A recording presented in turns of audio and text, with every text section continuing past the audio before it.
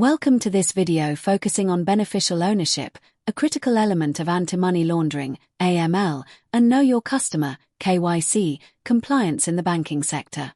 In this session, we'll explore what beneficial ownership means according to the Financial Action Task Force, why identifying these individuals is crucial, the risk-based approach to identification thresholds, and the necessary documentation. This information is particularly relevant for professionals in banking compliance and AML KYC roles. Please make sure you subscribe to our channel for more videos related to AML and KYC concepts. Let's start with the definition of a beneficial owner, as defined by the Financial Action Task Force, the global standard-setting body for combating money laundering and terrorist financing.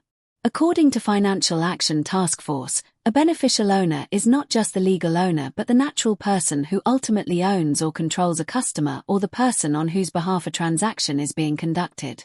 This also extends to those who exercise ultimate effective control over a legal entity or arrangement.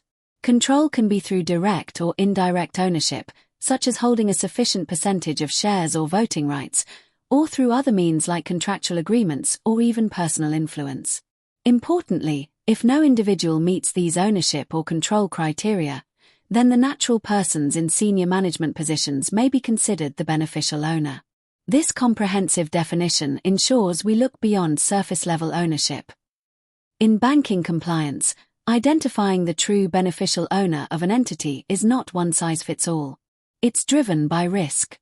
For high-risk customers, like shell companies, offshore trusts, or politically exposed persons, banks must dig deeper. Here, even a 10% ownership or control can trigger enhanced due diligence. For medium risk profiles, such as private firms in moderately sensitive sectors, the threshold is typically 25%, with standard verification protocols. And for low-risk entities, like listed companies or regulated institutions, the same 25% threshold applies, but with simplified checks. This tiered approach ensures resources are focused where the risk is highest, aligning with RBI and global FATF guidelines. To effectively identify and verify beneficial owners, specific documentation is required.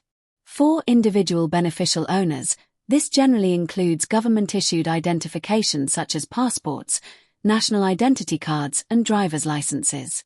We also need proof of their current address, such as utility bills or bank statements, ensuring these comply with local address verification standards. A declaration of beneficial ownership, either self-certified or legally attested, is also often necessary. For legal entities and arrangements, we need to understand their ownership structure. This involves reviewing documents like the Certificate of Incorporation, Memorandum and Articles of Association, shareholder registers, partnership deeds, and trust deeds, where applicable. Organizational charts and any agreements that outline control structures, such as shareholder or management agreements, are also vital in tracing the ultimate beneficial owners. The process of identifying beneficial owners is a key part of customer onboarding and an ongoing aspect of due diligence. It begins with obtaining comprehensive information about the legal entity and its structure. Next, we identify potential beneficial owners based on ownership thresholds, control mechanisms, and the Financial Action Task Force definition we discussed. This is followed by the collection of necessary supporting documentation. Critically, we must then verify the identity of these individuals using reliable and independent sources. All findings, including the identified beneficial owners and the documents reviewed, must be accurately recorded. This beneficial ownership information is then integrated into the overall customer risk assessment and needs to be updated periodically or when significant events occur. Finally, ongoing monitoring of transactions and customer activities is essential to detect any inconsistencies or changes in beneficial ownership that might indicate increased risk. Identifying beneficial owners is not just a procedural requirement, it's a fundamental pillar in the fight against financial crime. By knowing who truly owns and controls an entity, we can prevent criminals from laundering money derived from illegal activities, funding terrorist operations, or engaging in corrupt practices. This identification process enhances our due diligence efforts, providing a more accurate understanding of a customer's risk profile.